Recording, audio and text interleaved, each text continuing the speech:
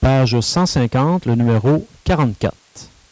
On nous dit, sachant que la norme de U vaut 10.6, que le vecteur V, ses composantes sont 10 moins 4, et que U fois V donne 35, trouvez la mesure de l'angle entre les vecteurs U et V.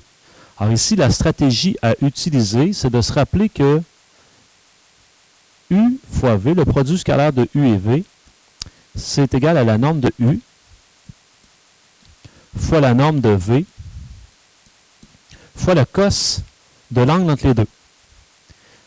Si je remplace par ce que j'ai, on me dit que U fois V, ça donne 35. La norme de U, 10.6.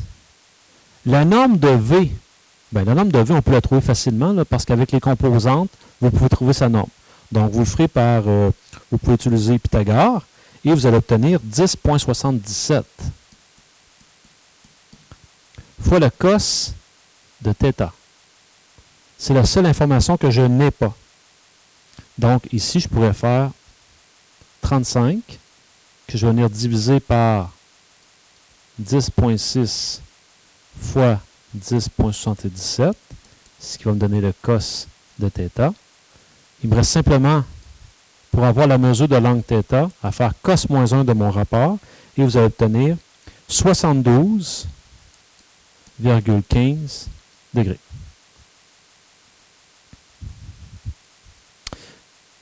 On veut l'orientation du vecteur V. Bon, je vous fais grâce des calculs, là.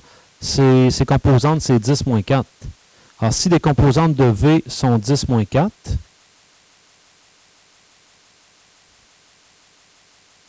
ça veut dire que sa représentation, c'est à peu près comme ceci, 10 moins 4. Je sais que le vecteur V est comme ça. Donc, je fais l'orientation. Faites un tangente pour trouver l'angle qui est ici. Par la suite, prenez 360 et enlevez-y cet angle-là pour avoir son orientation totale.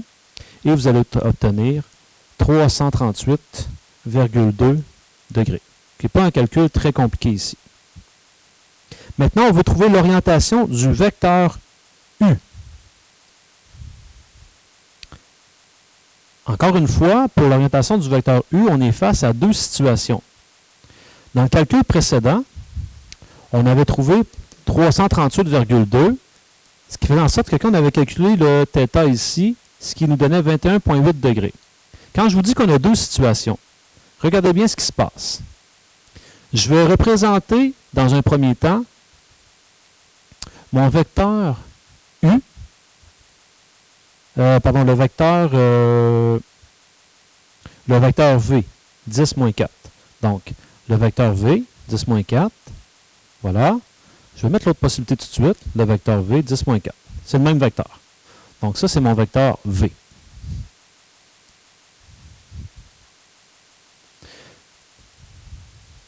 On me dit qu'il y a un autre vecteur qui fait 70 degrés avec ce vecteur-là. Ça, c'est le vecteur U.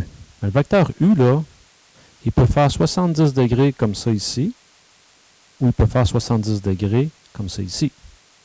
Donc, imaginons première situation, je le place ici, 70 degrés.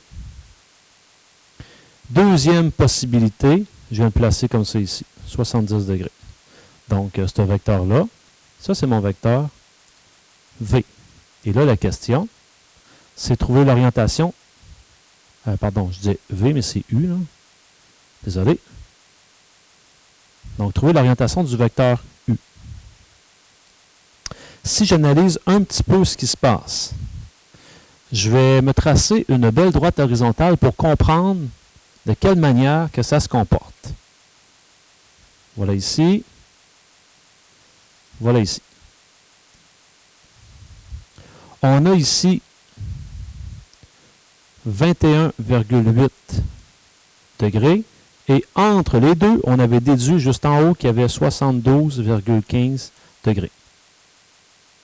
Donc, l'orientation de ce vecteur-là, l'orientation, je vous rappelle que je pars d'ici, je fais ceci, bien, son orientation, c'est ni plus ni moins que 360 degrés moins 72,15 et moins 21,3, Ce qui va vous donner dans un premier temps 266,1 degrés.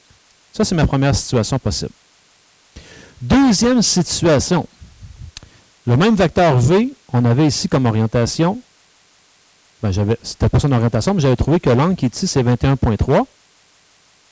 Et on sait qu'entre les deux vecteurs, entre mes deux vecteurs ici, il y a 72,15. Eh bien, quand je fais la différence, j'obtiens ici